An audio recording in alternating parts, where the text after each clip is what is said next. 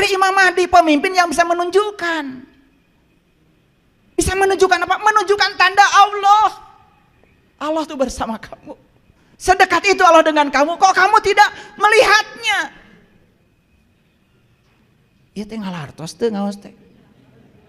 Saya udah keringatan gini. Teu karunya atuh ka saya.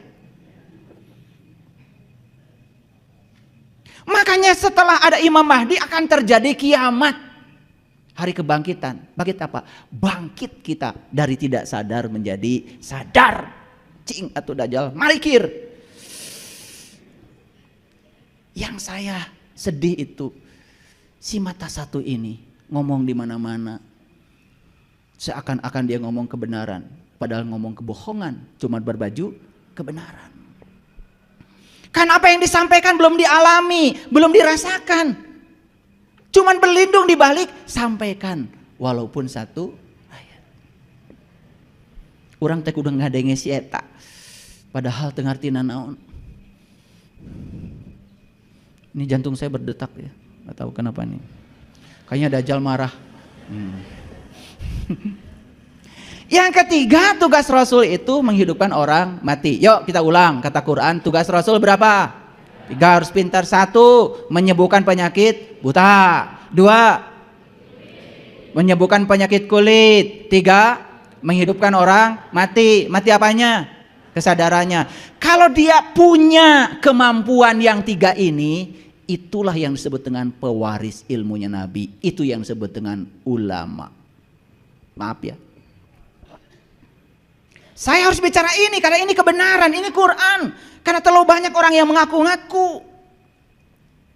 Asal sudah bisa Iqra 1 sampai 3, udah bikin pondok pesantren. Lanjut. Oke. Yuk lihat saya semua. Jadi tanda Allah yang paling besar itu apa tadi? Ruhku pada diri. Wujud ruh itu apa kata Allah? Aku ubah menjadi nur supaya gampang dikenali. Maka semua nabi, semua rasul, perjalanan spiritualnya pasti mengawalinya dengan nur. Nabi Ibrahim bertemu bintang, bertemu bulan. Nur bukan? Nur. Nabi Muhammad juga diabadikan dalam Quran surat An-Najm. Najm itu bintang. Nur bukan? Sunan Kalijaga pun memanjat pohon belimbing. Tahu belimbing? Apa? Bintang. Lir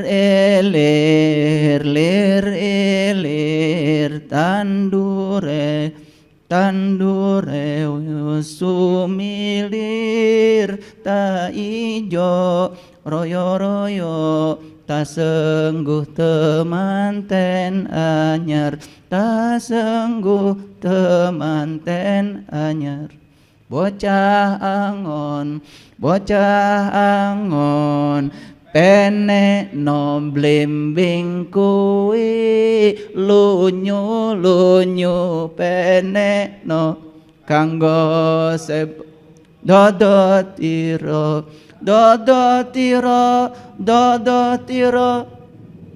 ting gahing pinggir dondomono jrumatono kanggo seboh mengko sore mumpung gembulane mumpung kalangane ya suraho sura iyo mumpung Padang mumpung Jembar kalangane mumpung kalian hidup panjat sekarang.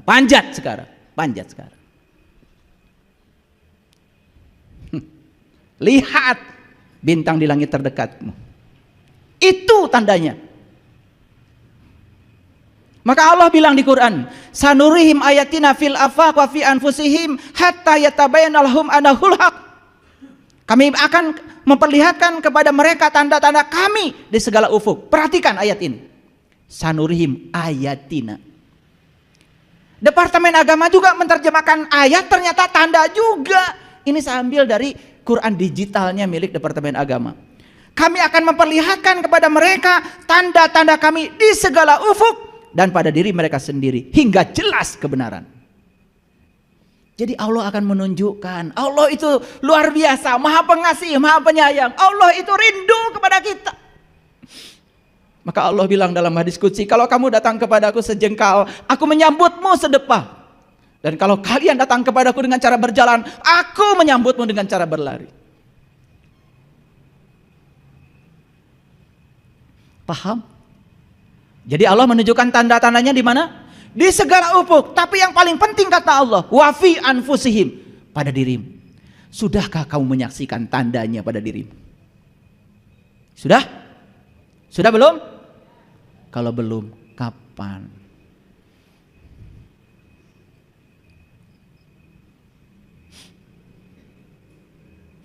Kita lanjut lagi.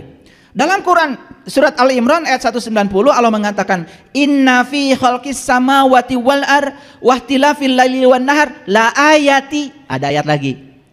La ayati liulil albab. Lihat terjemahannya.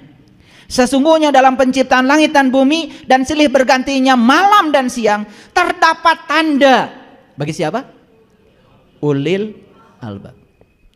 Ternyata tanda itu hanya miliknya ulil albab. Yang bukan ulil albab tidak akan pernah melihat tanda itu.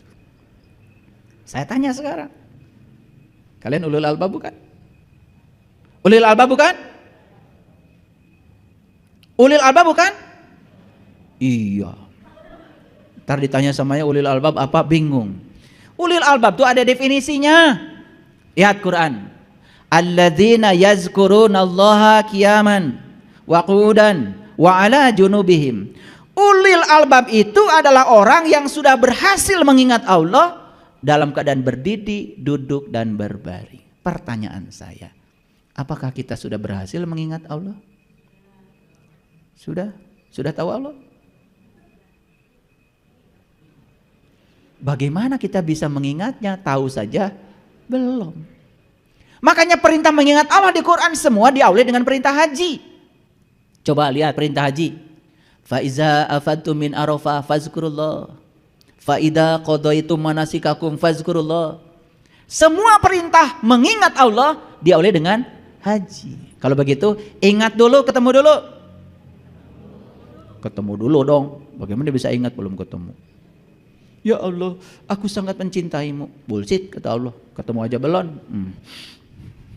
Karena ada dalilnya itu di Jawa Timur. Tanya tuh sama Mas Charlie. Apa dalilnya tuh, Mas?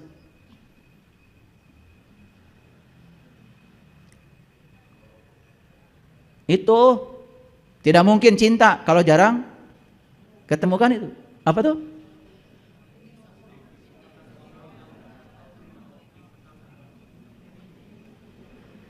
Witing tresno jalaran soko kulino. Jadi munculnya tresno itu karena jalaran soko kulino di tempat kuliner. Munculnya rasa cinta itu karena sering ketemu. Lah sekarang kamu ketemu juga belum? Udah ngaku-ngaku mencintai Allah, gimana sih? Maaf ya. Akhirnya pengakuan kita tuh cuma di mulut saja. Prakteknya enggak. Sama kamu dengan yang lain. Tersinggungan, baperan, gampang marah.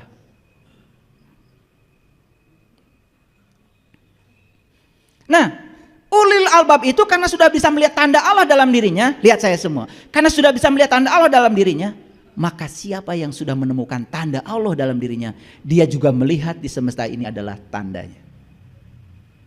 Makanya di Quran dikatakan, maka dia itu mengatakan pada Allah, apa yang dikatakan oleh ulil albab? Rabbana ma khalaqta hadza batilan subhanaka faqina azabannar. Ya Allah, tiadalah engkau menciptakan semuanya sia-sia. Maha suci engkau ya Allah. Peliharalah kami dari siksa api neraka. Itu ulul albab. Jadi ulul albab sudah nerima apapun. Karena apa? Apapun yang terjadi, ya sudah, terjadilah. Itu kebenaran. Tidak menilai benar salah lagi. Gitu. Sudah begitu belum? Boro-boro. Masih judes gitu. Nah sekarang saya akan tunjukkan apa tanda Allah yang paling besar. Kan tadi saya mengulang-ulang. Inilah yang disampaikan di Quran surat An-Najm. Yuk kita lihat sama-sama. Nanti catat surat An-Najm ayat 13 sampai ayat 18. Saya akan bacakan perlahan ya. Walaqad ra'ahu nazlatan ukhra, dan sesungguhnya melihatnya kapan saja. Melihat apa? Nya di situ mengacu kepada An-Najm. An-Najm itu bintang. Jadi melihat apa? Ya melihat wujud ruh dalam diri. Kapan? Kapan saja. Walaqad ra'ahu nazlatan ukhra, dan melihatnya bisa kapan saja. Di mana melihatnya? Inda sidratil muntaha, di puncak kesadaranmu. Jadi sidratul muntaha itu bukan di sana, pada dirimu, ada pada dirimu. Masa kesadaran taruh di sana? Ya kesadaran di sini. Indaha jannatul ma'wa, di dalamnya ada jannatul ma'wa. Ma'wa. Ada ma'ul hayat. Ada kehidupan, ada energi, ada yang mengalir, ada taman. Jannah itu taman. Indah jannatul ma'wa, di sana ada taman yang sangat menyenangkan. Bisa dimasuki sekarang? Bisa. Saya bilang, bisa. Gimana caranya? Idyaksha sidrati mayaksha. Ketika sidratil muntaha ditutupi oleh sesuatu yang menutupinya. Ketika kita bisa ujlah, ketika kita bisa mengasingkan diri, ketika kita bisa hening, itu ditutupi kita dari yang semua yang di luar. Hening, bening di situ. Kan saya bilang tadi, kenapa kita tidak bisa mendengarkan suara kebenaran? Karena kebisingan pikiran kita. Kalau kita bisa ujlah, keren banget. Nanti suatu saat saya ajarkan bagaimana cara menarik kekuatan pikiran supaya energinya dipindahkan pada kesadaran. Mau? Ini aja belum. Step by step belajar itu, ya. Jangan pengen cepat bisa, nanti nggak bisa. Udah ngikutin aja dulu ini. Udah ngerti betul, tahu kalau saya tidak tahu baru melangkah. Oh, ini yang saya butuhkan saat ini. Dan pastikan, yakini Allah akan selalu menyediakan guru yang tepat. Yang perlu Iqra 1 akan ketemu guru Iqra 1. Yang perlu Iqra 2 akan ketemu guru Iqra 2. Yang perlu guru syariat ketemu guru syariat. Yang perlu guru Thariqah akan ketemu mursyid Thariqah. Yang perlu ilmu hakikah akan ketemu dengan ahli hakikah. Yang perlu ilmu ma'rifat akan ketemu saatnya dengan ilmu ma'rifat. Begitu hebat Allah itu, sangat mengerti kebutuhan kita. Penglihatannya tidak berpaling dari yang dia lihat dan tidak melampaui. Ini bahasa Quran keren banget. Ma zagol basyaru wa ma togo. Nah, ini yang dalam bahasanya orang Bandung disebutnya mat panon poe disasate itu. Panon poe disasate itu ya matahari itu ya itu nggak bisa kemana-mana, nggak bisa dilampaui, tidak bisa berpaling. Dan ini tidak bisa dipahami pasti karena belum mengalami. Makanya orang tua kita menggubah lagu Bubui Bulan. Itu kelanjutan dari lirik-lirik. Bubui bulan sangrai bentang, panon poe disasate. Kalau bisa sampai di situ, nangis kalian nyanyi lagu itu. Saya pengen nangis jadi. Lalu Allah bilang, laqad ra'a min ayati rabbihil kubra. Dan sungguh ia telah melihat tanda Tuhannya yang paling besar. Yang sudah sampai di sini baru boleh menyampaikan karena sudah tahu satu tanda. Ngerti maksud saya? Waduh, asal sudah pakai baju macam-macam, udah. Kalau pakai baju macam-macam ingin dibilang orang suci gampang. 150.000 udah selesai itu di pasar baru. Lengkap itu dengan segalanya.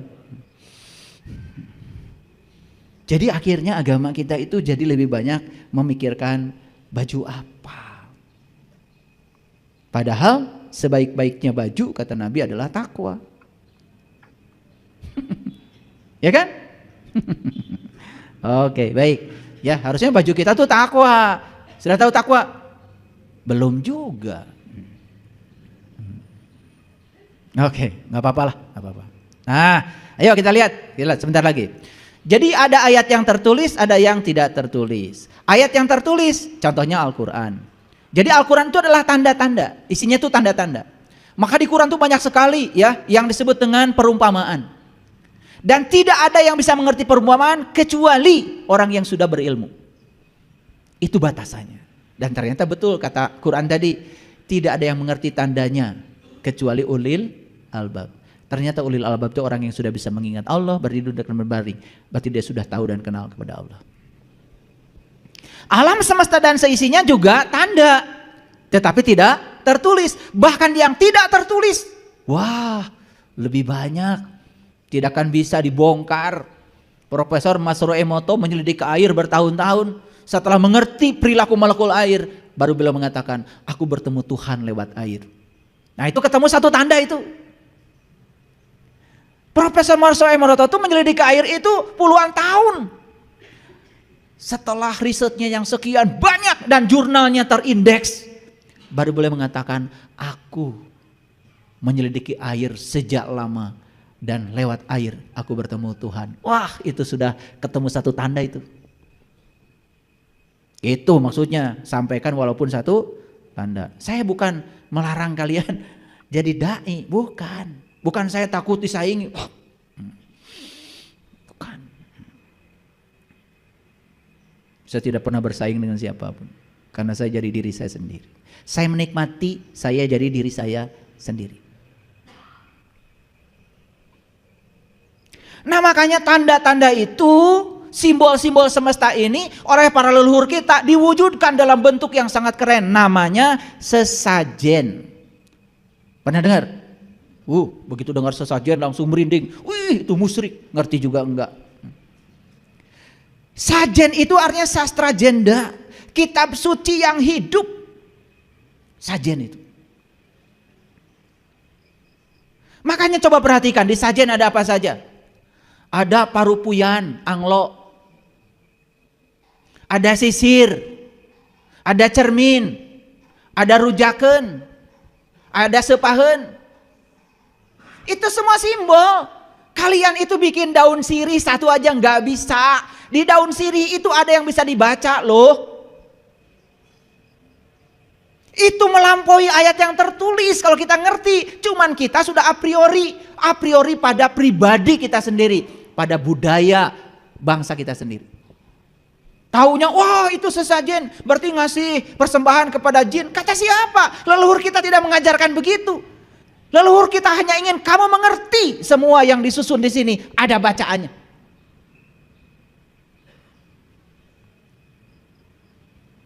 Saya akan jelaskan sedikit. Ada parupuyan itu anglo. Anglo itu apa? Anglo itu tempat pembakaran yang terbuat dari tanah liat, bukan? Untuk bisa terjadinya begitu, diapakan dulu? Tanah itu dikasih air. Betul? Pasti ada unsur udaranya kan? Ada unsur mataharinya bukan? Bahkan dibakar. Tanah, air, api, udara menyatu dalam anglo itu. Setelah itu kemudian anglo dijadikan sebagai alat pembakaran. Jadi anglo itu apa sebetulnya? Anglo itu melambangkan tubuh kita. Ini tubuh kita, ini anglo.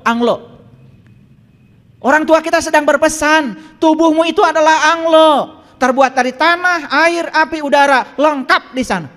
Dan kalau tubuh kamu itu cuma ada 4, tanah, air, api, udara, tidak digunakan untuk membakar. Berarti kamu itu mati. Seperti anglo yang mati. Maka dibakarlah di sana apa? Sesuatu dibakar.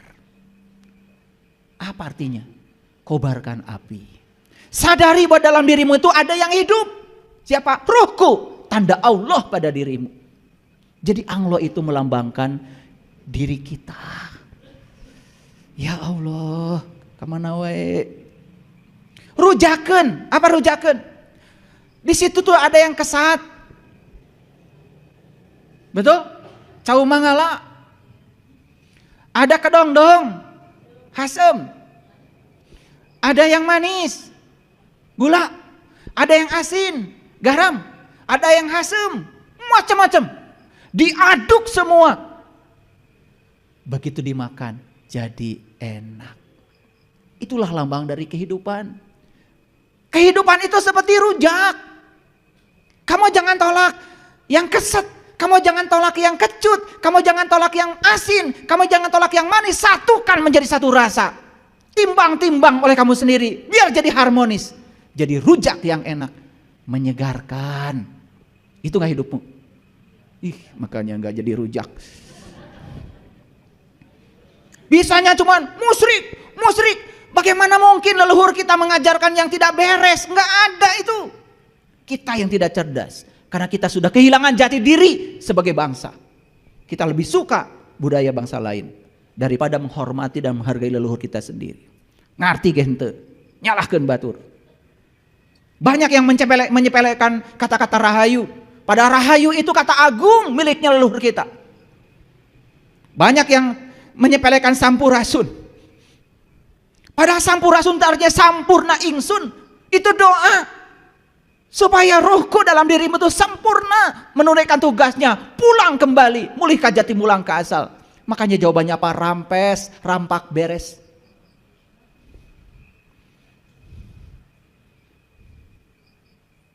Makanya dalam sesajen ada air putih. Air putih itu lambang kehidupan. Air putih itu lambang kesucian, lambang kemurnian.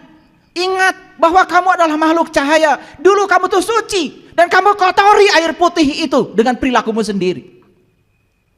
Kamu harus kembali menjadi air putih. Dan banyak sekali fungsi air, kalau saya uraikan tidak akan cukup. Ada apa? Teh pahit. Teh pahit. Apa teh? Lihat teh. Di mana teh itu tumbuh? Di tempat yang dataran tinggi, yang dingin, banyak kabut, ditempa oleh sinar matahari. Diambil pucuknya. Setelah itu apa? Dijemur. Di apa lagi? Ada yang disangrai. Apa lagi? Banyak proses yang terlibat di situ. Ujung-ujungnya teh itu diseduh pakai air panas. Dan air yang asalnya putih kemudian berubah warna. Gak apa-apa berubah warna kalau enak. Senang minum teh. Sore-sore minum teh. Pakai bubui sampai pakai gula merah, enak sekali. Semuanya itu adalah simbol, semua itu pelajaran. Ada teh manis, ada teh pahit. Itulah kehidupan, begitu. Kita akan ditempa dalam kehidupan, dijemur, dipanaskan, diseduh, yang kuat, yang kuat. Orang tua kita sedang bicara kepada kita. Seperti itu loh kehidupan. Ada kopi. Kopi manis, kopi pahit. Apa itu kopi? Lihat kopi. Di mana mereka tumbuh? Kopi itu tidak pernah satu kebun sendiri kopi. Mati semua. Kopi itu senangnya bergaul dengan pohon-pohon yang lain. Makanya kopi itu coba. Ini pohon pisang bawahnya kopi. Ini pohon ini bawahnya kopi. Karena kopi itu memang senangnya begitu. Senang bergaul. Orang tua kita bilang bergaul. Cicing wae maneh teh. Kuper jadinya. Mau bergaul pun tanya dulu keyakinan Anda apa, agama Anda apa. Mau ngasih salam pun tanya dulu. Ya ribet. Kalau mau mencintai orang lain, cintai saja. Mau menyayang, mau ngasih saja. Nggak usah tanya keyakinannya apa, sama apa tidak, sevisi apa tidak. Gimana sih? Itulah. Selama ini kita tuh bikin kotak. Makanya Nabi Muhammad tahu kalau Ka'bah tuh kotak. Tetapi mengelilingi Ka'bah tidak boleh kotak. Harus lingkaran.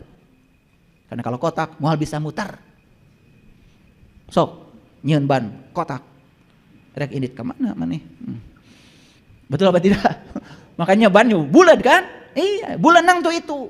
Ya, bulat, lingkaran. Karena lingkaran itu bisa membawa kita kemanapun. Makanya lingkaran disebut mandala, kesempurnaan. Telur ayam kampung, jangan remehkan. Kulitnya melambangkan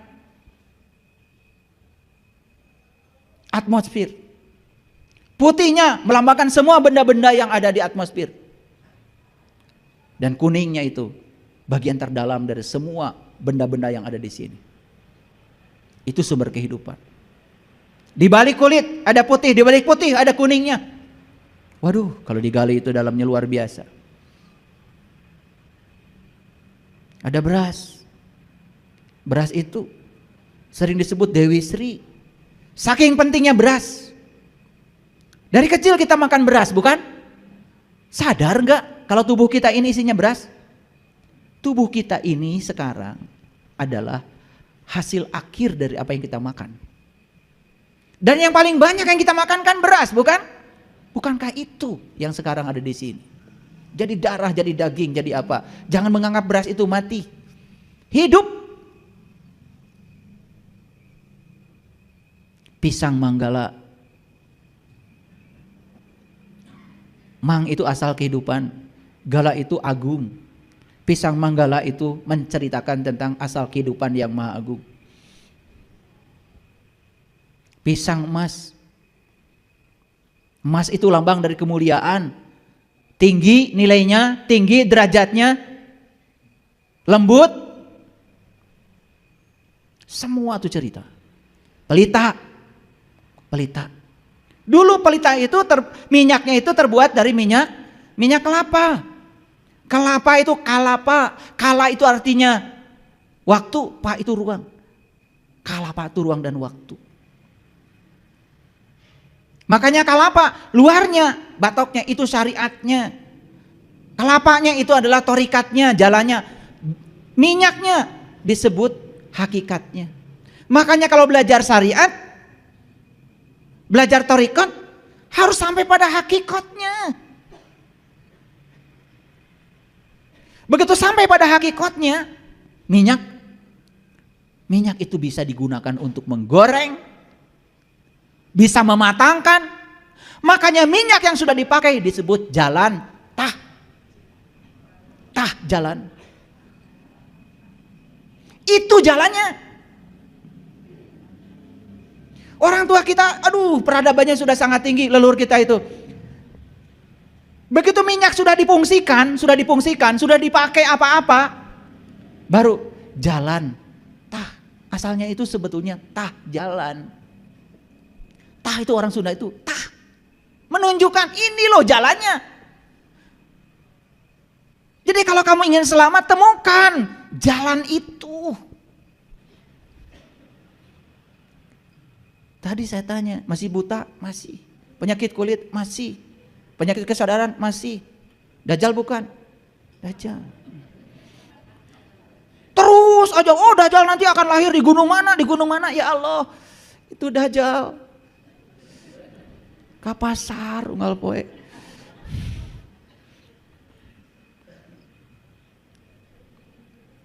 Dajjal suka sholat enggak?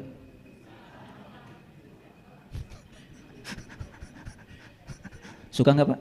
Suka. Ya itu. Si mata satu sholat ngawur jalannya. Mikir ini, mikir itu. Masih neangan kene Dajjal, ya Allah kata Nabi, kiamat sudah dekat. Sedekat itu kiamat padamu. Kiamat itu hari kebangkitan, bukan hari hancurnya alam semesta. Kiam itu artinya bangkit. Kujang. Beda kujang itu. Kalau pisau yang lain, pisau belati itu lurus-lurus. Kujang itu beda. Ada sayapnya. Kujang itu perlambang manusia yang sudah terbang, yang sudah tidak merangkak lagi dalam kehidupan, sudah bisa menggunakan sayap untuk terbang. Nabi Muhammad terbang kan pakai buruk. Leluhur saya di Garut terbang pakai manuk dadali. Bangsa Indonesia terbang pakai burung Garuda. Itu disimpan di kujang tuh lambangnya itu. Kujang tuh kukuh karena janji. Bahasa Qur'annya, ya ayyuhalladzina amanu aufu bil uqud. Memenuhi akad-akadmu, janji-janjimu. Tong bohong. Terutama bohong pada dirimu sendiri. Bohong yang paling besar manusia adalah mengaku dirinya orang beriman. Wa minan nasi may yaqulu amanna billah wa bil yaumil akhir wa ma hum bimumin yukhadi'una Allah walladzina amanu wa ma yakhda'una illa anfusahum wa ma yash'urun. Fi qulubihim maradun fazadahumullah marad. Dalam kalbu mereka ada penyakit merasa bohong pada diri sendiri, gak jujur. Semua nabi, semua rasul mengawali iman dengan baik. Kapan kita mengawalinya? Ngaku-ngaku aja. Baca Quran surat Al-Baqarah, luar biasa. Tahu kujang? Kuku karena janji. Cermin. Buat apa? Bercermin, lihat dirimu. Tong ningali batur wae. Tingali diri maneh. Lihat dirimu yang sejati, bisa dilihat dengan mata kalbumu. Itu sedang mengajarkan supaya kita melihat ke dalam. Sisir buat merapikan rambut. Bukan rambut ini yang sudah dirapikan, pikiranmu, rambut yang di dalammu, bereskan. Karena semua sumber penderitaan berasal dari sini. Hebat gak leluhur kita? Baru tahu hebatnya sekarang? Kamana wae?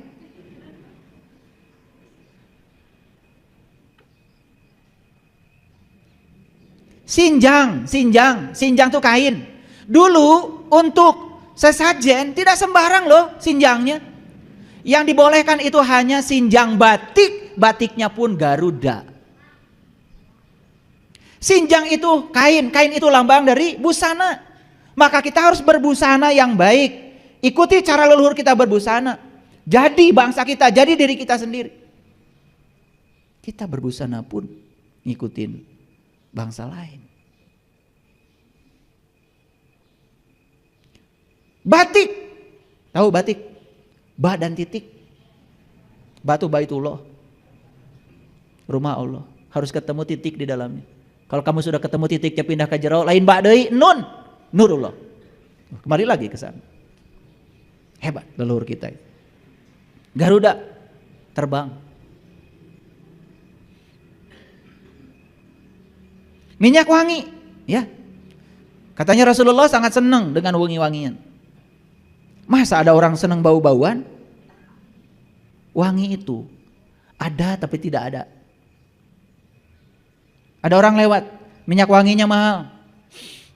Ada, kamu tercium, tapi tidak ada. Tidak ada tapi ada. Itu perlambang dari kekosongan. Jangan menganggap kosong ini tidak ada. Ini tuh ada. Kalian mengambil napas dari kosong, mengeluarkan napas ke kosong. Pohon hanjuang. Hanjuang itu dari hanju hiang. Hanju itu apa? Napas terakhir. Hiang itu adalah sang pencipta. Hanjuang itu adalah napas terakhir. Hati-hati pada saat kamu kembali kepada sang pencipta. Makanya hanjuang menjadi lambang kelahiran, hanjuang menjadi lambang kematian. Lihat, anak lahir, bali-balinya kasih hanjuang. Dan orang yang meninggal pun di pusarannya dikasih hanjuang. Makanya hanjuang warnanya istimewa. Warnanya keungu-unguan, merah keungu-unguan. Maka Allah mengatakan di Quran, fa idzan saqatis sama'u fakanat wardatan kadihan. Fa bi ayyi ala'i rabbikuma tukadziban? Ketika langit rohanimu terbuka, saat itu kamu akan menyaksikan mawar merah seperti kilapan minyak. Sudah sampai ke situ. Masuk pada supernova, melihat alam semesta dalam diri. Tahu asal muasal diri. Kita akan tahu kemana kita akan pulang. Orang tua kita itu ngasih nama pohon aja keren. Hanjuang, hanju hiang. Sepaheun. Apa itu? Gambir, pinang, kapur, bako. Masukkan ke dalam. Set, dibungkus sama daun sirih. Digayam, dikunyah, nggak ditelan, dikunyah. Awas, segala sesuatu jangan gampang ditelan, kunyah dulu. Begitu dikunyah-kunyah keluar warna merah seperti darah. Makanya darah dikaitkan dengan keluarga darah, ikatan. Itu artinya gambir, pinang, bako diikat oleh satu ikatan, bungkusnya daun sirih. Bahwa kita semua adalah sedarah, sama dari leluhur yang sama Nabi Adam. Tong para saya buka sedikit rahasianya, sugan we ngalarti. sosok agama, sosok hadis, sosok Quran, ngerti juga enggak. Lalu menyepelekan leluhur kita. Ajaran agama manapun tidak ada yang berlawanan. Bahkan dengan ajaran leluhur kita sama. Yang berlawanan itu adalah otak kita yang kurang pengetahuan. Maaf ya. Makanya lihat orang yang sempit pengetahuannya, gampang menyalahkan, gampang protes. Begitu nggak kalian? Dajjal. Garam, ada garam nggak? Dari mana garam berasal? Garam itu saripatinya laut. Laut yang sangat luas itu ada saripatinya jadi garam. Makanya belajar itu jangan terlalu luas. Yang paling penting bisa menangkap saripatinya. Makanya saya kemarin ngasih ceramah 20%, 80%, mungkin pernah dengar ya. Ada orang yang aktivitasnya 20% aja, tapi kesadarannya meningkat 80%. Ada orang yang aktivitasnya 100%, kesadarannya 0%. Kenapa? Itu si mata satu. Ya si mata satu begitu sibuk aja, tapi dia tuh tidak sadar. Wudhu nggak sadar, sholat nggak sadar, umroh nggak sadar, haji nggak sadar semua. Orang muter-muter aja ngikut, nggak sadar. Tanya itu, kenapa tadi muternya dari titik itu? Nggak ngerti, nggak sadar. Kenapa harus muter dari titik yang namanya Hajar Aswad? Nggak ngerti, tidak pernah nanya. Kenapa harus lewat Multajam? Kenapa harus lewat pintu Ka'bah? Kenapa harus lewat Maqam Ibrahim? Kenapa harus lewat Rukun Yamani? Kenapa harus lewat Hajar Aswad kembali? Kenapa lingkaran? Kenapa 7? Gak pernah ditanya. Yang penting sudah muter dan pulang di sana sudah punya gelar. Ya, ada teman saya itu pulang dari sana ganti namanya Agus jadi Torik. Ini nyata loh, teman saya. Saya tanya gimana sejarahnya kamu ganti nama? Kan Agus, Torik sekarang ayah. Eta kumaha bisa jadi Torik? Saya tuh lagi duduk di Masjidil Haram katanya. Di jalannya kata saya itu. Halangan jalan mana? Iya, saya juga nggak tahu lagi duduk di situ tiba-tiba Torik. Mana tang halangan jalan. Lalu karena dia nggak ngerti bahasa Arab disebut gelar cenah ganti cenah Agus jadi Torik. Oh, di beja-beja sekampung. Ayeuna teh abdi mah tos naik haji ganti nama cenah. Kawitna Agus jadi Torik. Naon sababna? Di Mekah cenah. Aya nu manggil-manggil abdi Torik padahal mana teh halangan jalan. Torik teh bahasa Arab teh jalan. Jadi mana teh halangan jalan, batu rak lewat, ya udah dicarek ke polisi orang, jalan, gitu maksudnya mah. Bahasa Arabnya Torik gitu. Jadi namanya Torik. Agus ganti jadi Torik. Luar biasa ya. Sekarang namanya jadi Haji Torik. Luar biasa. Nah, coba perhatikan saya. Kalau kita ungkap semua simbol-simbol ini keren apa tidak? Hebat gak orang tua kita? Tanda itu semua? Luar biasa. Oleh karena itu, sampaikan dariku walaupun satu tanda. Kenali tanda itu pada dirimu, baru engkau boleh menyampaikannya. Terima kasih. Kalau di ruangan ini saya periksa satu persatu, bahasa Quran ini bisa terbukti hari ini. Anak kecil yang beruban ternyata banyak ya. Ubannya sih sudah oke, tapi masih kekanak-kanakan. Ternyata ya, jumlah uban di kepala tidak berbanding lurus dengan kedewasaan yang dicapai. Ada masalah apa? Ini masalah pertumbuhan jiwa. Berarti jiwanya tidak tumbuh, tidak mengalami kebangkitan. Kan itu masalahnya. Cuma tidak disadari. Dikiranya kalau sekolah tinggi itu bisa meningkatkan kedewasaan jiwa, tidak. Urusan kognitif, urusan intelektual hampir tidak berbanding lurus dengan urusan kesadaran. Makanya banyak orang sekolah tinggi tetapi pinter tapi keblinger. Tetap saja melakukan tindakan-tindakan yang merugikan orang lain. Korupsi, mengambil hak masyarakat, kan masih banyak yang seperti itu. Itu artinya ya, sekolah tinggi tidak menjamin seseorang berkesadaran, apalagi kalau nggak sekolah. Awas tong bunga, untung abdi mah teu sakola. Nu sakola wae ge kitu kumaha maneh nu teu sakola. Tetangga saya Pak, kenapa? Masalahnya apa? Wih, bolak-balik haji, bolak-balik umroh, sholatnya nggak pernah tinggal berjamaah. Terus, tetapi kalau ngomong nyakitin. Terus masalahnya apa? Ya saya makanya malas sholat. Ya Allah, Sholat aja masih nyakitin, apalagi nggak sholat, kayaknya kamu ditelan deh sama dia. Jadi berpikir itu harus positif, jangan dibalik-balik, ya. Nah, sekali lagi, gambar yang saya tampilkan ini bukan kajian kita hari ini, karena yang saya tampilkan ini hanya pertumbuhan fisik.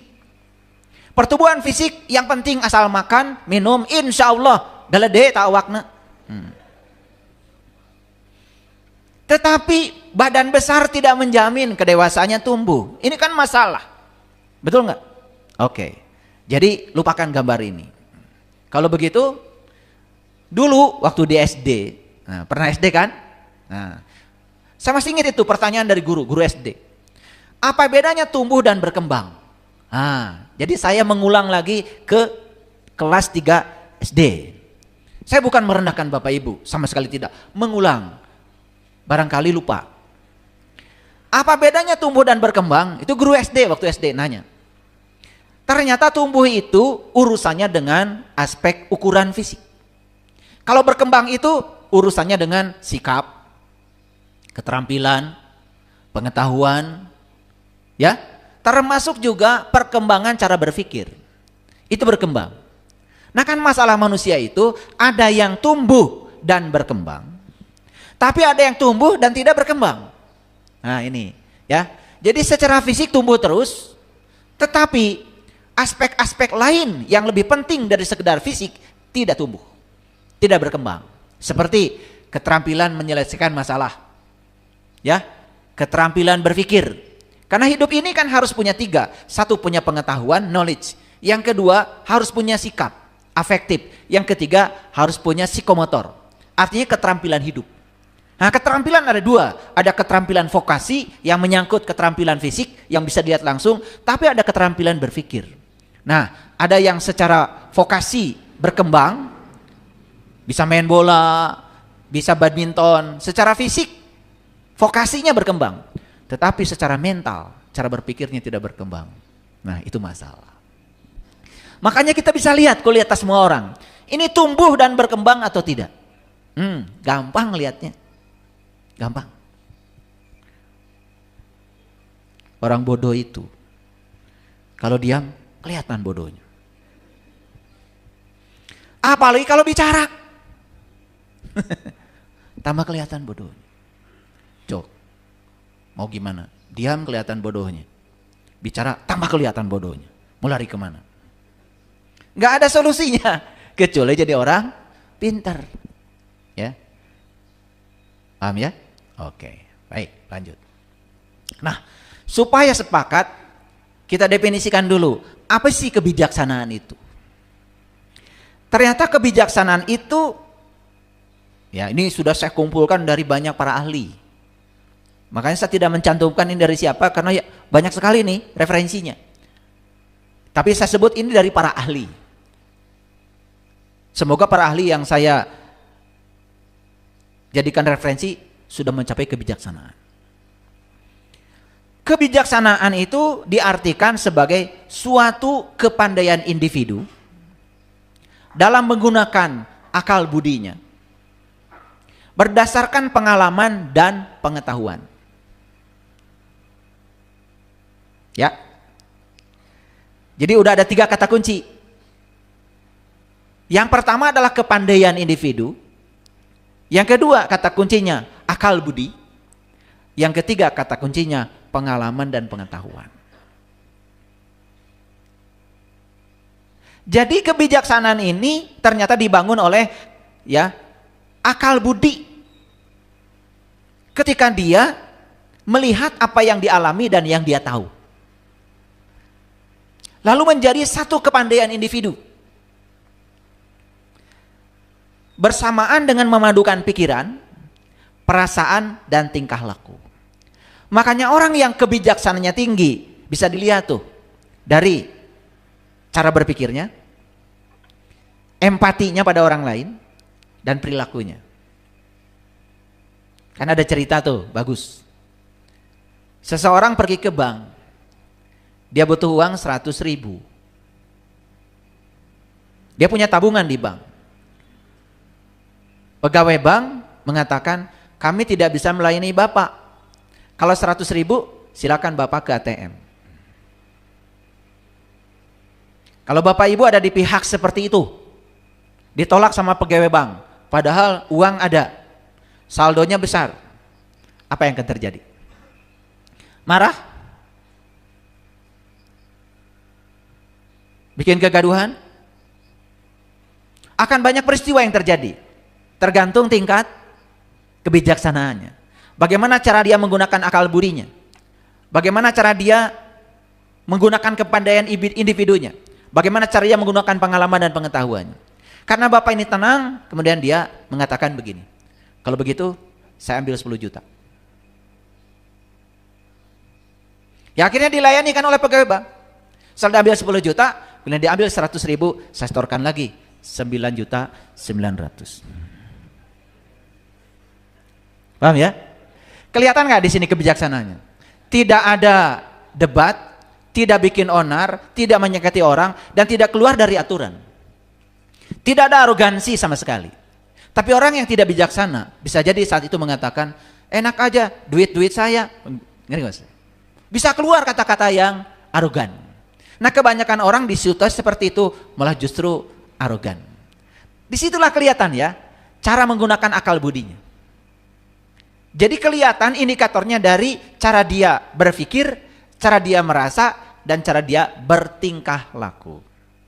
Nah orang-orang yang sudah bijaksana lebih cenderung untuk mengevaluasi diri, sehingga dia memutuskan masalah itu dengan cara menilai yang dalam, sehingga tidak pernah terganggu keharmonisan antar individu dan lingkungan.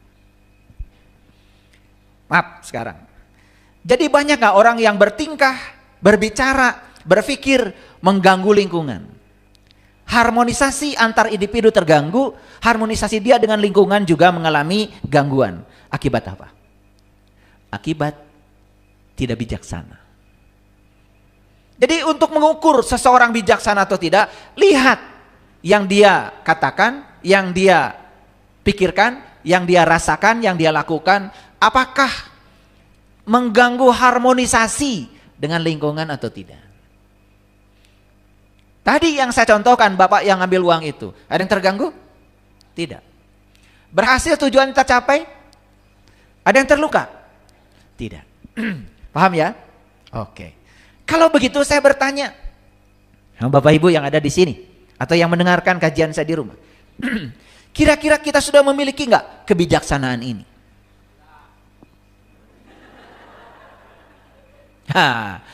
Nggak apa-apa. Saya tahu walaupun menjawab satu orang, tetapi karena jawabannya kencang itu mewakili semuanya. Nah pertanyaan berikutnya kan, kenapa kebijaksanaan tidak tumbuh pada diri saya? Jawabannya apa? Jawabannya apa? Karena jiwanya mati. Belum mengalami hari kebangkitan. Sehingga tidak bersyukur. Summa ba'asnakum mim ba'di mautikum la'alakum tashkurun. Ayat itu sebetulnya ada latar belakangnya. Latar belakang ayat itu sebetulnya umatnya Nabi Musa saat itu minta kepada Allah lewat Musa. Begini kata Musa, kalian pada iman ya sama Allahku, kata Musa. Dan umatnya Musa saat itu berkata, kami tidak akan beriman kepada Allahmu Musa kalau kami belum bisa melihat dia dengan terang. Itu latar belakang ayat itu. Ayat sebelumnya begitu. Kami tidak akan beriman pada Allahmu Musa kalau aku tidak bisa menyaksikan Allahmu itu dengan jelas. Masa kata umatnya Musa yang menyaksikan cuma kamu aja? Masa saya disuruh beriman kalau yang boleh melihat cuma kamu aja? Kan kira-kira begitu redaksi ayat itu. Kemudian mereka disambar halilintar. Nah, kalau dengar kata halilintar, pasti yang terpikir adalah halilintar. Ya. Masa ingin menyaksikan Tuhan, oleh Tuhan disambar halilintar? Tuhan macam apa? Kita mengartikannya keliru. Karena ternyata disambar halilintar itu sebetulnya diberi keterkejutan, diberi surprise. Tiba-tiba saja mengalami satu pengalaman yang luar biasa. Baru ayat selanjutnya, summa ba'asnakum mim ba'di mautikum la'alakum tashkurun. Gitu ceritanya. Baca sendiri ya.